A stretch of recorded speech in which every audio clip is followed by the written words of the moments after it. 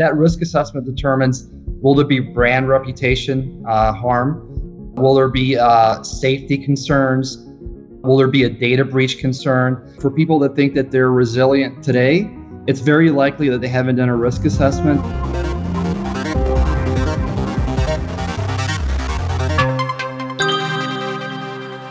Stolen credentials is the #1 attack vector for organizations and is only rising. Traditional authentication methods aren't working and need to be modernized to protect your assets against these attacks.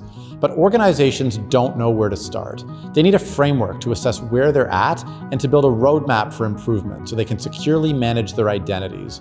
Joining me today is Infotech Principal Director Carlos Rivera to talk about how we can modernize our identity authentication practices. Carlos, thanks so much for joining us. Thanks for having me. Maybe right off the bat, why do organizations need to care about identity and authentication practices and making sure that those are up to date? Jeff, you made a really good point. The risks around identity security and obviously authentication are only going up. I was just recently reading a new report published by Constellation that had breaches have increased by 152% from 2023 to 2024. And password reuse, meaning that you use your same credentials, username and password, across multiple systems, is increased by over 60%. So it is a big risk, and being aware and knowing what to do is certainly very important in protecting the business. For security and for technology leaders, there's no shortage of things that we need to be doing to better secure the enterprise. In your mind, is this a top issue? And if so, why should we be considering it at kind of the top of our priority list? That's a great question. You might have heard, or you probably will hear, but many experts are, calling identity the new security perimeter. And this is because of hybrid work, right? You're working from just about anywhere in the world. Less and less people go into the office. You don't have the typical protections from being in the office and having a firewall and having managed systems. So identity is key, right? That resiliency with your identity. High assurance authentication to authenticate you as the user is critical today. What's kind of the state of the nation out there? What are you hearing from folks on the ground? How robust are their practices right now? And to what degree is there a gap with where they need to be? It's a mix. I talked to all industries, certainly all types of members, from less sophisticated small to medium businesses to tech companies, government entities. And I'm hearing, the same concern, right? Authentication is paramount, but people are dealing with it differently. In the government sector, for instance, they have mandates, right? Executive order by President Biden in the US. The DoD has issued M2209 to further their zero trust for the federal government. So they're obliged to really improve their practices. And in small to medium businesses, they're just overwhelmed with ransomware, phishing attacks, and they need to improve their authentication to be more resilient. One of the stories, we've heard in the press over the last few months is about some of these organizations, as you mentioned, with remote workers and, oops, we accidentally hired a North Korean hacker. I don't know if you've heard some of these stories, but maybe you can kind of shed some light on, some of the risks here and some of the kind of real stories that have been facing organizations. Yeah, that's a good point. When I think about authentication, it's just a small piece in the larger picture of identity and access management. But things that you mentioned, right? Authentication is authenticating you to an identity, to a digital identity. We're making sure that Jeff or Carlos is who we expect them to be. Now, in your use case with a foreign national, somebody else outside of Canada, US, we'd want to do identity verification. That plays really nicely within the identity and access management ecosystem. You can validate your identity and then authenticate it to consistently make sure that you're dealing with who you expect to be dealing with. Carlos, one of the key insights that we've got in our research is that, even the organizations that believe they're protected, often haven't done their due diligence, haven't used a framework to actually validate that. What are we seeing with organizations trying to put that into practice, or, kind of where they're currently at? For people that think that they're resilient today, it's very likely that they haven't done a risk assessment. And in many cases, Jeff, they don't even know about NIST special publications that have a data-driven framework to provide the assurance level that you're at today. So they just don't know. So that's the question, right? For people that feel they're safe, they probably haven't done a risk assessment, and it'd probably be a good idea to remove any blind spots from their environment. Right. And for organizations that haven't done a risk assessment, what do we recommend there? Is this something where, an off-the-shelf NIST assessment is going to be, the right approach? Is there something custom they should be doing? Is this a matter of difficulty or just kind of making the time to do it? It's a great question. There's a lot of security frameworks out there. You mentioned NIST, ISO. We have our own hybrid framework, but those are all encompassing, right? You're going to typically get a control set with 40, 100, and 150 controls or more. Our research is precise. We focus on NIST Special Publication 863B to leverage the authenticator assurance levels to determine your current state, your target state, and the actions needed to improve your program. Carlos, the second key insight we've got is that most organizations don't have a roadmap for authentication, how they're actually going to improve these practices. What have we actually seen and what are we recommending here? Our research, I think, is just hits the nail on the head. It answers a lot of questions that I hear from our members. And to be honest, some members and most people that I talk to just simply know that they have multi-factor authentication, but they don't really have a firm grasp on what those factors are, something that something that you have, something that you are in geolocation, and then how they can put those to use for their benefit, right, to improve the assurance. So although most people feel, and to a certain extent, that they have multi-factor in place, there's still a missing question, right? What assurance level is it, and does it need to be improved based on your requirements? I love the thought model for this, piece of research. Could you maybe just walk me through the different levels of that thought model and what, some of the key, insights or aspects of it that, members should be walking through? Sure. And just boil it down into something really easy to digest here. It's our approach really is using NIST Special Publication 863B and the new supplement that was released that addresses syncable authenticators. And we try to gauge your current maturity by determining what's referred to as an AAL, Authenticator Assurance Level, 1 being the lowest level, the most risk, and 3 being the highest assurance, the least risk. And our exercise really is, again, to build a roadmap by evaluating your current requirements, right? That risk assessment determines, will there be brand reputation harm? Will there be safety concerns? Will there be a data breach concern? And by all those inputs, we can have a very good understanding of what your target level should be. And you can cater that per your population, right? It doesn't have to be big bang. You don't have to implement it across the whole organization.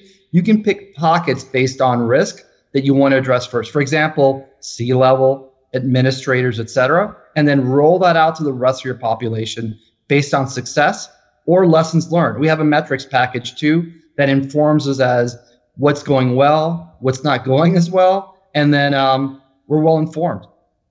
That's great. So when you think about the deployment stage, it's really kind of a potential multi-stage or multi-phased approach, right? So it sounds like you can start where it's going to be highest impact and kind of grow outward from there. Is that fair?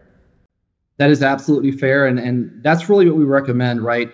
In many use cases, you probably want to start out with a pilot program, have people vested in this deployment. And listen, something that hopefully we'll touch on is this is not only an improvement in your security posture for authentication, it's also an improvement for the user experience.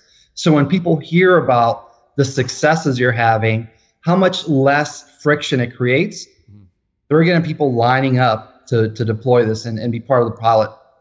Can you tell me a little bit more about that, a little bit more about the impact here on the user experience that you can potentially have by going through this exercise? Yeah, and I'm sure as I bring this up, this will probably resonate with you, but a typical user experience with legacy multi-factor authentication would be, I'm logging into work. When I log into work, I'm going to get challenged with multi-factor. That multi-factor is probably going to be authenticator pop-up. I get a challenge. I go ahead and click it, or I tap on it on my mobile device. There's a problem with that. The more of those challenges I get throughout the day, the less effective they become. I'm going to get MFA fatigue. And in many cases, people will dismiss it. They're in the middle of a call, they're in the middle of work. what's going on. I want this to go away. And they don't acknowledge what's going on. So, and by the way, this can happen multiple times a day, not just a session for 8 hours, 10 hours, a typical workday. You might move from a mobile to to your work device, laptop, desktop, and get challenged multiple times as you move over. So as you can tell, the user experience creates a lot of friction. With modern authentication, that is completely seamless, right? You don't have to challenge people multiple times because you have a modern authentication factor in place, biometrics and something that you have versus a older something that you know factor. Right. No, that makes sense. Carlos, I wanted to ask you, just before I forget, why NIST? Of the different frameworks out there, why did we choose this particular one? ENISA has a framework, for the European Union that's very, very similar to the NIST special publications, specifically 863, which have pretty much all of the identity attributes in there. Number one being federation, authentication, and then the other one, identity assurance. Pretty much all the experts that I work with, industry conferences, they all leverage NIST because of how dynamic they are. They make frequent updates. They've made updates with a FIDO2 release and syncable authenticators. So they're really in the cutting edge when it comes to authentication. So, with the authentication piece, you mentioned what you have versus what you know. Are there specific best practices there in terms of what, good modern authentication should look like, or is it really kind of case by case? That's a great question. I think logically, if you think about the factors, right? Something that it can be phished, right? If you know a password, it's static. All it takes is somebody that's clever to perform account takeover. So as you can tell, that's the lowest assurance. Something that you have a device, you're getting a code sent to you. You don't know what that is until you receive it. You're the only one that has a device and the application loaded to receive the challenge. There's a higher level of assurance there. And then the other one, something that it's very difficult to trick biometrics. Facial recognition is ubiquitous. So that is the higher assurance factor. And the last one that I'll mention is if you follow the OWASP Foundation, they also recommend geolocation. That might sound familiar when you see authenticator challenges nowadays. Their assurance has stepped up a bit to authenticator assurance level 2.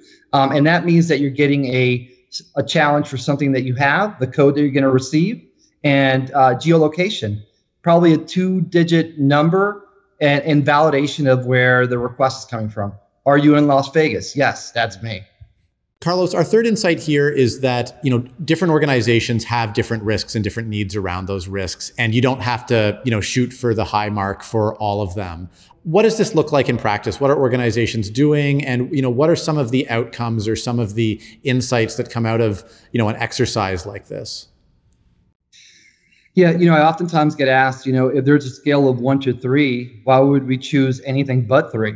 And that's a good question, right? And, my response is risk, cost, and convenience, right? Those are really important. So when I think about a 3, that's typically going to require a hardware authenticator. So think about a hardware token. It could be a YubiKey, it could be a Talos E token, but it has a secure enclave that you store your cryptographic credentials on. If you lose that hardware token, that device-bound authenticator, you need to have a backup, right? And it's probably a second hardware token. As you can think through here, there's cost. You're going to have to buy 2 tokens. Some people might find that inconvenient. Now they have to carry a separate device in addition to their laptop, mobile device, etc. And the last point I'll make is you simply might not need it. So if you're not in government or you're not dealing with a really risky use case or use cases, you might simply need authenticator assurance level 2. And we can solve that today with syncable authenticators in FIDO2. You don't need a hardware token. It is phishing resistant. There is no need for something that that can be phished. We're past that stage today. Going through the key insights, one of the realities of our changing kind of world of business these days is that the supply chain is just adding more and more vulnerabilities, to the way that we're working and to our organization. What's the implication here on our identity and authentication practices? Another great point to bring up here. If you keep up with all the latest security frameworks, you probably realize that they've added supply chain risks to the models. I think of NIST and I think of NIS. Governance and third-party supply chain risk are a considerable risk. So where this becomes effective is when you're interviewing or partnering with your vendors, trusted partners. I frequently see as part of the assessment that they ask the partner as to what their authentication practices are. So think of it like this: if I'm engaging with a partner and they have immature authentication practices, probably a username and password, outdated multi-factor, for example, one-time passwords that can be phished, that translates to a risk to my organization. Most attackers today will pick the weakest link, so they'll exploit them to pivot and then attack my organization. So we need to secure supply chain, and we need to ensure that they're following at a minimum similar practices to ours for authentication. Right. And so that becomes almost kind of a built-in component of our, partner evaluations and the way that we engage with our partners. That's 100% right. I'm so excited to have on our panel today Info-Tech Principal Director Carlos Rivera and Info-Tech Advisory Lead Cameron Smith. Thanks so much for joining us today, gentlemen. We've talked a little bit already about the importance of starting with an inventory of all the authentication practices that we have in place across different applications. This activity seems really, really valuable. Is it something that we would recommend for all security leaders, or how should organizations decide if this is something that should be on their list? Maybe Carlos, I'll start with you. Yeah, I certainly think it's a worthwhile exercise. It's worth the time you would put in as to who would do it. I think it's a number of different resources will find benefit from it, right? I think certainly a CISO, a security manager, director that understands the risks with authentication will get a lot of value from this.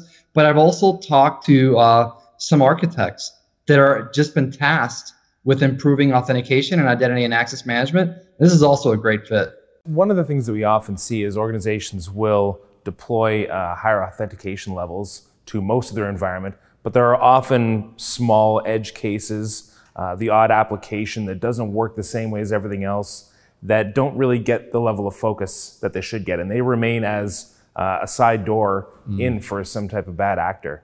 And so I think this type of activity that forces us to pause for a moment and consider everything under the purview is going to help us make decisions on those edge cases that are often the Achilles heel. Right. Along those lines, we talk about kind of a technology first or an application first view where we look at all the different kind of entry points. But, in this conversation, there's no getting away from friction with users, friction of the actual authentication process.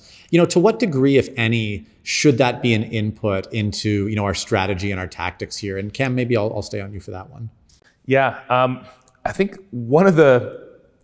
there's this notion that security is always the balance between these competing forces of convenience and for the end user and security for the organization.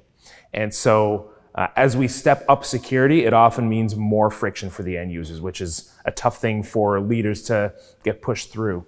But I think we kind of flip the paradigm when it comes to outdated versus modern authentication. I think it's the friction that outdated authentication practices cause, which is that users have to remember a lot of passwords. They need to reset their passwords every 3 months. They need to log in constantly on different devices. That causes them to adopt insecure practices just so they can get through the day.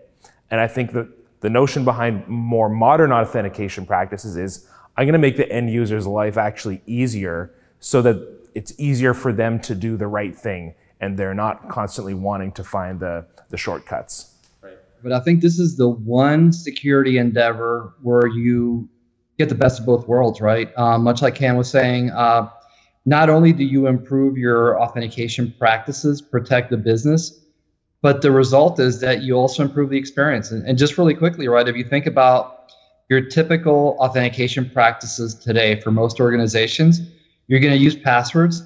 There are going to need to be phishing campaigns. You're going to probably need to buy a product to do these phishing simulations. again, because you have phishable credentials. The other piece is you're going to have policies in place that are arduous, right? Password length, password complexity, password aging. That's a lot of friction. That all goes away with more modern authentication, where you don't have to rely on those subpar mechanisms to identify yourself and authenticate yourself.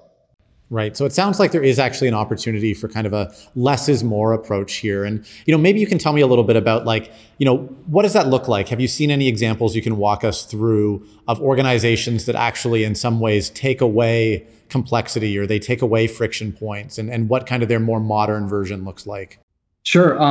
One that comes to mind right away is device logons, right? So typically when you log into to your what many people call a domain, to your work issued laptop, you'll need to authenticate yourself. You'll typically get MFA, you'll get a multi-factor challenge, and that'll typically last maybe 4 or 8 hours. You access another resource, you're going to get challenged again. So as you can see, there's quite a bit of friction just with one of the most typical use cases. Let's flip the paradigm, right? Most of the more modern authentication mechanisms, for example, FIDO2, phishing-resistant MFA, certificate-based authentication, there's no need to continue to re-authenticate yourself. It's seamless, right? And in many cases, when you think back, this is called universal two-factor, something that you have and something that you know all in one stream. There's no need to continue to pester somebody to authenticate themselves. It's all seamless. Right. When we look at use cases for organizations doing this, we talked a little bit earlier about this notion of, why don't you just pick, the maximum security issue, or the maximum security level here? Is one of the main motivators, I guess, actually improving that level of friction or that user experience? What's actually driving people to go through this exercise? And Cam, maybe I'll start with you.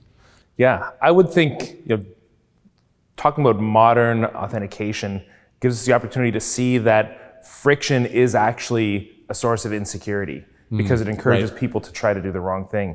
So I think, certainly by moving ourselves up that chain towards higher authentication levels, as Carlos said, we're really accomplishing two things at once. We're more secure and we're helping the end user.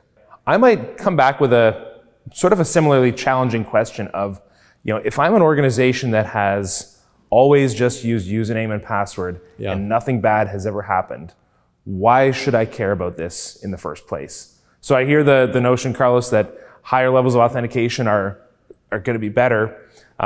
Is that true? Is username and password working for some organizations still? I think many organizations are trying to make username and password work, but there's a lot of blind spots, right? Let's take, for example, right, account takeover. That has become the norm nowadays with attackers, right? And I think of an account takeover, if I think of some of the bigger companies, what they're doing, I think of email security, Proofpoint, Vade, Checkpoint Avanan. They have a people-centric approach to email security to protect from phishing, and it's all based on account takeovers. Somebody assumes your identity, weak multi-factor practices, weak identity assurance practices, and now they can pivot and attack you. And a good example of this is the service desk. That is one of the prime attack vectors today, and it's supported by the MGM attack that's cost hundreds of millions of dollars. If you don't protect those attack vectors, account recovery, password resets are gone too. You're a prime target, and they're just fruit with risk. Right. I want to talk about maybe an adjacent topic here. We've spent, most of this conversation talking about, the tools and the technology that can support, more modern authentication practices. But I want to talk a little bit about security awareness training for our users. What role, if any, Carlos, do you see this in playing in kind of the broader, mandate or objective of securing the organization? Yes, and I'm certainly seeing that today. If you think back to maybe a year and a half, 2 years ago, we had our hands full with just phishing attacks. And now you can literally tell we have metrics where spear phishing is the de facto phishing mechanism. So attacks are changing. Now we have generative AI We have large language models to help with these attacks. So with phishing resistant MFA, you eliminate that attack vector. There are no passwords to phish. So you can devote all of your energy to educating people against social engineering campaigns, which are really, we're seeing a great uptick on that, right? You get a text message, you get an email, you get a phone call that's deep fake. You want to be able to train your workforce on how to handle those effectively. So yeah, you move your energy around to an area that has more risks, and you're diffusing the lower risk, outdated authentication risks. Right. The user awareness and training to tackle the most modern, cutting edge attacks, I think it's something that's on all of our minds. But in a lot of cases, that's not what attackers are using. They're using the old standard malicious attachment or malicious link, and they're blasting it out to everybody because it's working. Right. They're still having success compromising organizations using the old tricks. So we certainly haven't yet mastered catching the old-fashioned phishing attempts, but I think we should be even more concerned for some of the reasons Carlos mentioned with AI and deepfakes. I think the days of the blanket phishing, generic phishing email are gone. Every phishing attempt is going to be spear phishing going forward because it's going to be so trivial to use AI to gather intel on an individual and tailor those phishing attacks. And I already hear that in members that we speak to. You know, they're seeing attacks come through that they're defending against successfully in a lot of cases, but they tell me the stories that it's almost like the attackers know the results of our mock phishing tests. Like they're targeting our highest risk users. And I'm sure that's not a coincidence. It's that they're able to tell from personal behavior in social media and other factors who's the likeliest target that we should be attacking. And those are the folks they're going after. Right. So if I pivot the question a little bit to, I'm an organization, I now am armed with the information that spear phishing attacks are getting more sophisticated, they're increasing. What's like the number one thing or the top few things to focus on that are going to most dramatically, protect against these types of attacks? I hate to go back to, we've been talking, focus of our conversation on authentication today. It's not too obvious. I'm going to say it's authentication, but I'll go deeper than that. If our phishing attacks are going to become so much more difficult to detect, I think we can't rely just on our people to actually catch these. And I think we may even be going beyond the days of awareness and training is how we protect. The AI is likely going to get so good that humans won't be able to detect. So I will need technology in place to make sure that I stop these attacks from coming through. I am seeing the same thing. And, it's going to be nearly impossible for us to depend on our employees to be knowledgeable enough to determine what is a spear phishing attack from a legitimate request. We're seeing that today with vendor email compromise. Again, they'll attack a supplier, they'll do an account takeover in the supplier, and then they'll attack you. And the result of this is that there's many conversations with what do you do with associates, employees that are frequently prone to falling for these attacks. Yeah. In a lot of cases, it's simply not really a fair approach when you think about it. Accounts payable, they might get more attacks. Finance, C-level execs with the power to cut checks, to send money. And so in that case, I think modern authentication practices really do solve for that, right? You're not putting all of your risk on the people. You have layered security. You train your people, have effective authentication with less friction, easier to adopt. Right. Are we finding organizations that are doing this modern authentication, are we finding that they're putting significant investments into these more modern authentication practices? Or is it more just being able to put the time into, doing your homework and figuring out where the opportunity areas are? I'll maybe ask you about that, Carlos. Yes, I do see people putting quite a bit of effort into this.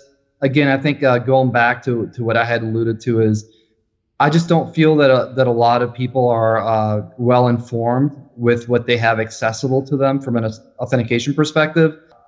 For example, you can reach Authenticator Assurance Level 2 and be phishing resistant without having to go buy a hardware token, a device-bound security enclave, YubiKey, etc.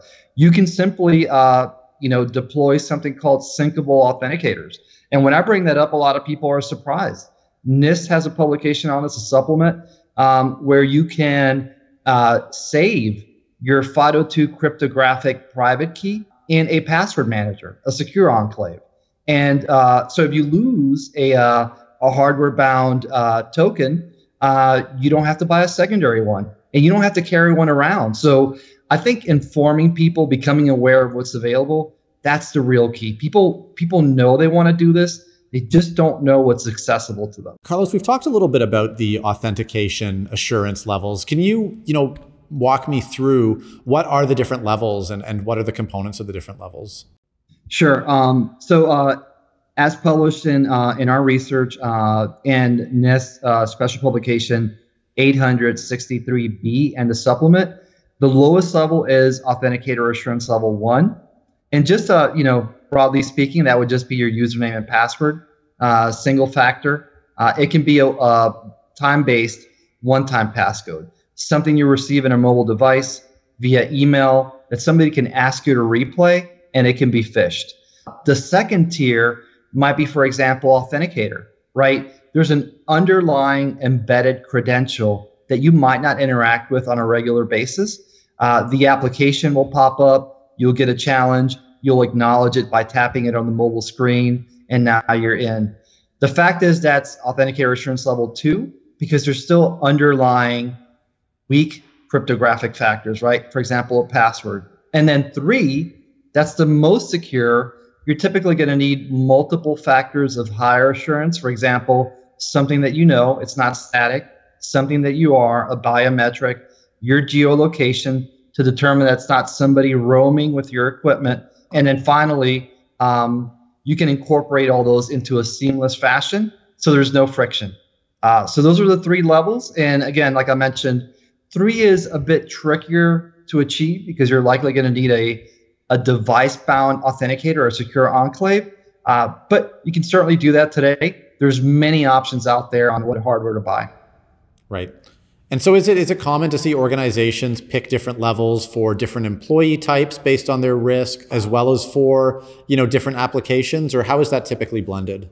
Yes, that's actually, I see that quite a bit. And I see that often with privilege access management. So with privilege access management, what I'm seeing more today is people don't want standing privileges, right? They want 0 standing privileges. They don't want the risk of an attacker pivoting to an account, using those standing entitlements, privilege, and using them for harm, right? So what they'll do is, let's say for administrators, they want to perform a privilege action on a production server or on sensitive data. They'll get challenged with multi-factor authentication, risk-based authentication that will require a higher assurance. And so many organizations will issue these hardware tokens for AAL3 to sysadmins, to people that perform critical functions in a prod environment or have access to sensitive data like HR, finance, legal, etc. But yeah, that's certainly how you can have the best of both worlds, just assign the higher assurance to the highest risk activities. So Carlos, you talked in the higher assurance levels that we come up to device-bound passkeys, for example, which are really related to the notion of going to a passwordless environment altogether, which is something we've been hearing about for a long time. And I want to challenge this notion a little bit that we've been hearing for the better part of 10 years now that passwords are on the way out, and yet we're all still using passwords. What's different now? Well, why should I not be a skeptic about this passwordless cryptographic authentication future you talk about? Yeah, I think it's a number of things. There certainly has been a barrier for entry. We've seen that more pronounced in customer identity and access management. So, for instance, if you're a normal consumer and you're shopping on an auction site, you're shopping on an online retailer, it would be very difficult to require these customers to have a device-bound security token, right? Passkey. That's a lot to ask, and many people wouldn't do that. They haven't done it, actually. That's why it's been so laggard. But today, we have many more options, right? Today, we have what are called TPMs, so Trusted Platform Modules.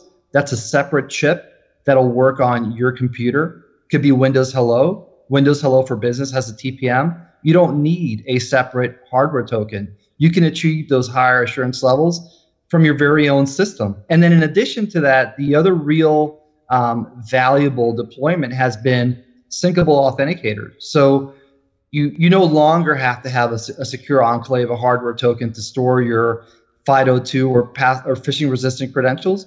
You can simply deposit them on a password manager, and you can restrict access to the password manager if you're an enterprise. For, let's say, for example, only allow single sign-on, and now you can't access that vault out of band. You can even put restrictions. I can't export the private keys to another system. I can only invoke those specific credentials from the vault. And it works really easily.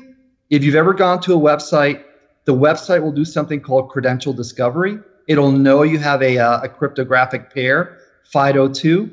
It'll pop up and say, can we use your security key? It'll call a password manager. It'll inject with the web filler the credentials needed, the cryptographic key pair, and you're off to the races. No friction. Cam, one of the ways we didn't frame the conversation today, but probably easily could have, is around zero trust, right? And how, identity and authentication fit in the zero trust kind of paradigm. Can you talk a little bit more about that and how you kind of see that in the paradigm of zero trust? Absolutely. I'm a big believer in the principles of zero trust. And one of the big tenets is that I'm not going to just hope that something bad doesn't happen. Right. Take a risk-based approach to say, I think the risk is low and I hope we'll be okay. But to have a policy enforcement point, that we have technology enforcing our security standards through every transaction that we want to have. And I think that's what the right level of authentication assurance does for you, is to make sure that, again, I'm not counting on my users to pick up on a phishing email. I'm not counting them not to share a password with somebody or to log in from the wrong device. That I'm going to have technology that ensures my level of safety and security.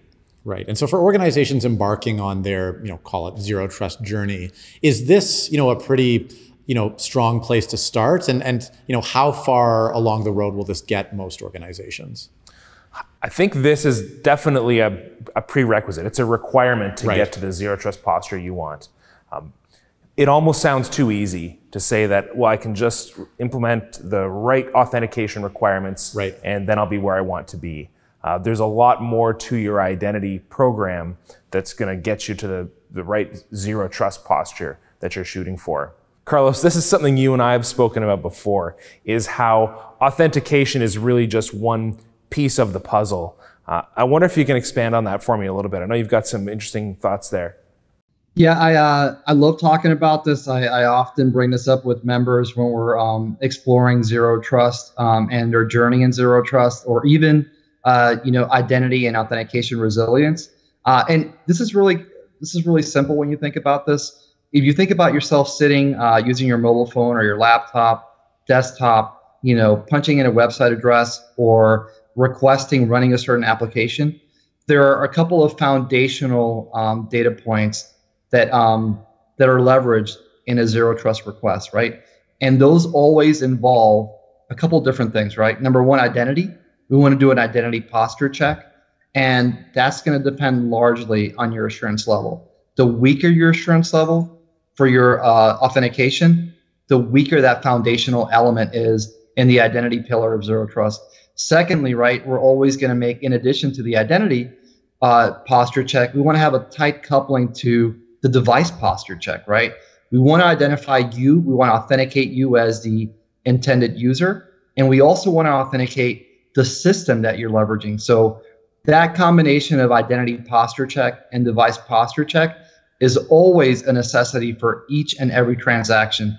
The last piece we add to that is context. So think about user device context is always evaluated for every transaction. If you think about the NIST SP 800-207 model, that is a requirement, like Cam said, before you gain entry or passage through the policy enforcement point. I'd like to prompt for one other piece here, Carlos. I know our analogy about that your identity program is a living body, and that one of those body parts is authentication. Right. I think the best way to depict this would be to think about a human body, right? So, and when I think about the human body and an identity and an access management program, a capability model, I think of the brain, right? The brain needs to have good data quality, and the brain is just going to be your identity data fabric, right? Then if I look at the heart, right, what really pumps the blood through your system, through your veins, your arteries, that's going to be access management. And access management is authentication, MFA, FIDO2, authorization. It could be RBAC, ABAC, fine-grained authorization. And then you have the moving parts, the execution parts of your body, right? Those are going to be the arms. You can think of privileged access management as one arm. You can think about the other arm being CIM, cloud infrastructure entitlement management. And then you can think about the legs, right? That can be identity threat detection and response. You want to identify anomalous behavior, and you want to report in a timely fashion, like we talked about with Zero Trust. So you can go ahead and make a just-in-time, just enough decision to allow or disallow access to the target resource. So all of those different body elements work in unison to provide a good outcome, the right decision at the right time. Carlos, part of this whole paradigm here is that you can actually remove layers of friction with security, and that will make you more secure, which is counterintuitive, right? Can you explain a little bit how that works? Yeah, you're exactly right. We're really removing the subpar, the non-optimal factors from the equation to improve the experience and really deploy a more robust authentication mechanism. I think a good analogy to this is if you had a gas-powered vehicle today and you were to buy an electric vehicle, without knowing all the specifics, you might wonder, why does the electric vehicle not have an alternator? Why doesn't it have an exhaust system? You don't need those. There are more efficient parts in the electric vehicle, but you're not losing anything. You're gaining quite a bit. Less maintenance, more efficiency, etc. It's the same way with security. You're removing the subpar, outdated elements, something that you know. It's not dynamic, it's static, it can be phished. There's a lot of management that goes along with it. Password resets, service desk calls, complexity, length, aging. Like I mentioned, we're past that point. There are more effective ways to have a higher level of assurance with less work and less cost. Right. So it's not just that we're ripping out these specific components of it. We're creating an entirely new process for people to engage with, which happens to take out some of these kind of suboptimal components. Is that fair? That's absolutely correct.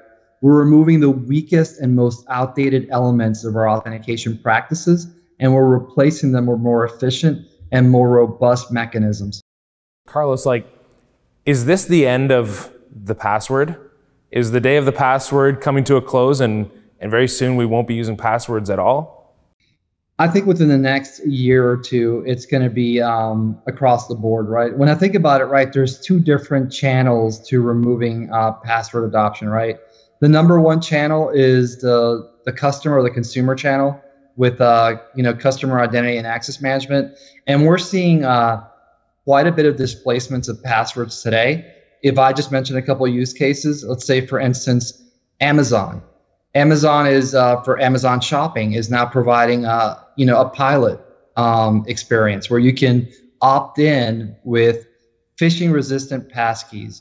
You can still use a password if you want, but their intent is to phase out the passwords, the least efficient authentication mechanisms, and they're doing metrics on them, right? They're determining how effective it is. And based on those metrics, they're deciding to increase the scope. So that's another thing that we probably didn't touch on as well, but our research provides ideas on what metrics to capture. Success with password resets, eliminating password resets, calls to the service desks, service desk having more available time. So again, all these things work in harmony, so to speak. The second channel being workforce identity and access management. We're seeing vast improvements now, right? Now we're seeing syncable authenticators. We're seeing people more prone to buying a hardware token, a device-bound token, or even buying Windows Hello for their workers, for their frontline workers. And so I think we have multiple ways to really solve for this problem, where years ago, we probably had one, right? You had to buy a hardware token, and everybody used to just lift up their hands and go, we don't want to buy a YubiKey or a hardware token. And so that's not the conversation anymore. We have similarly efficient ways to achieve the same outcome. Great. Well, gentlemen, thanks so much for your time on the panel today. It's been a pleasure. I appreciate your insights. Thanks, Jeff. Thanks so much. Carlos, maybe you can just walk me through the methodology of our blueprint, kind of from start to finish. What do we recommend in our research, and where does it get you?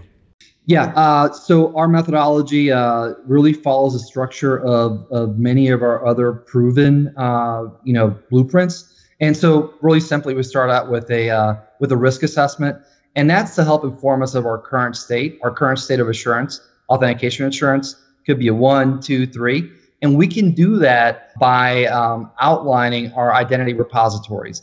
And just think of that it could be an application, the terminology service provider, but anywhere that you authenticate. Is it federated? For example, single sign-on. Do you have a local logon? And if you have a local logon, is it username and password? And can it support multi-factor? So we're going to inventory all those different use cases.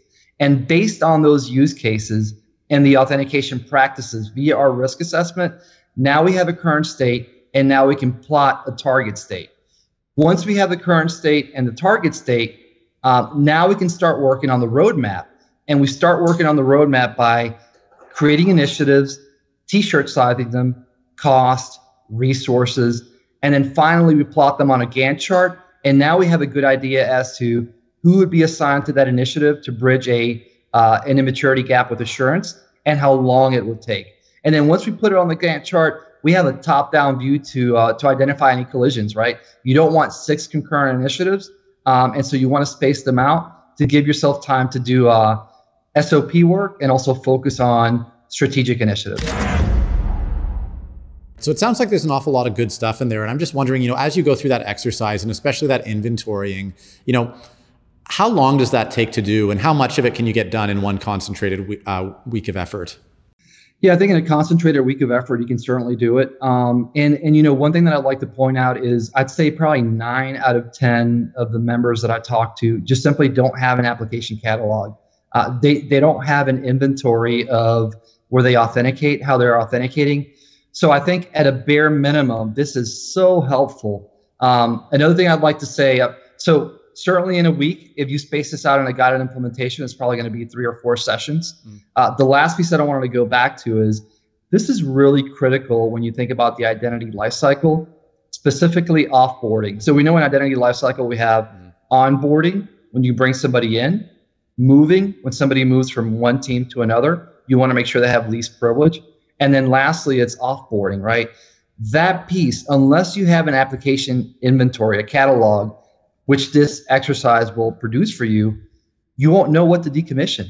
Carlos might leave, and I might have unmanaged access to Smartsheets Online, Box, another instance of Salesforce. That is the real benefit of inventorying all those identity repositories. No blind spots when you offboard somebody, and less risk to your organization. Right. When you look at the best organizations and their kind of identity and authentication practices, what are they doing differently? What does it look like? Yes, and actually, the good news is that I'm speaking with more and more members that have embarked on this journey, and so what it really looks like is they're doing a phased approach to implementing multi-factor authentication. So many of them will pick the highest risk populations, like I mentioned to you. It could be the C-levels that get spearphished relentlessly. It could be other, identities that have privilege access or have a path to privilege access. Those would be IT administrators, et cetera, vendors that might have standing privilege and access to certain parts of your environment. They're picking those populations and they're deploying multi-factor authentication. Now, again, following the phased approach, after success with those target groups, then they'll expand the scope. A really good example of this is at the RSA conference this year, the CISO for Accenture had embarked on a passwordless, phishing-resistant journey for Accenture and has converted over 750,000 people effectively. Netflix has done it as well. Disney has done it as well. Bank of America has done it as well. Tesla and SpaceX have done it as well. So many of the big players have already embarked with a high level of success. When organizations go through this, inventorying process, Does that look the same for larger organizations versus smaller and more mid-tier organizations? And, are the outputs the same there? What does it look like for organizations of different sizes? It's another great question. Certainly the methodology will be the same, but it'll have slight nuances. To your point, right? Small to medium businesses will typically be easier. And that's for a number of logical reasons, right? They're probably going to have less associates, so less employees to really, optimize from an authentication perspective. Whereas a larger company, right, they could have a lot of M&A activity, right? So they're ingesting new corporations, new subsidiaries. How do you bring them into the fold? So that creates a multi-tiered plan where you focus on the corporate headquarters, so to speak, the primary holding company, and then the subsidiaries, lines of business. Then you address them separately in a phased approach. Many of them might have somewhat mature practices already, and that's all part of the methodology, right? You really want to evaluate holistically the authentication practices in a broad sense, right? Not just pockets of your population. Once you're informed, then you can determine how to execute, right? With our roadmap tool, you can determine, look, main holding company is going to be phase 1. It'll probably take 6 months. Phase 2 will be subsidiary A. That'll take 6 months, and et cetera. So certainly to your point, I believe it's the same methodology with minor nuances to address a larger and more diverse set of associates. Right. I'm going to go back for a second, Carlos. The inventorying exercise is, critical to this entire process. Who needs to be involved in that, and who do we typically see leading that exercise? Right. I typically see the security team partnering with a governance lead if the governance lead is not in the security team, and also asset and application owners, right? So when you think about it, as a security lead that might be sponsoring this project, I'm going to need to create that application catalog, right? The identity repository inventory. And I'm also going to want to determine the authentication practices. I'm likely not going to know from a security perspective if I haven't created one before. So I'm going to need to leverage their expertise, right? Their expertise being a governance lead that might be doing access certifications today for those applications, and the asset or application owner that just simply knows how it's been set up, how it's configured. And so once you have all that information and are able to partner with those critical sponsors, then you can have good data quality. The last thing you want to do is take all this on by yourself and have bad data quality. Make guesses as to what identity repositories support from an authentication perspective. You want to be precise so you don't make any mistakes and don't have any blind spots.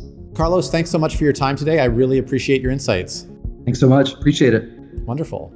And for everyone else interested in modernizing identity and authentication practices, check out the full blueprint at infotech.com.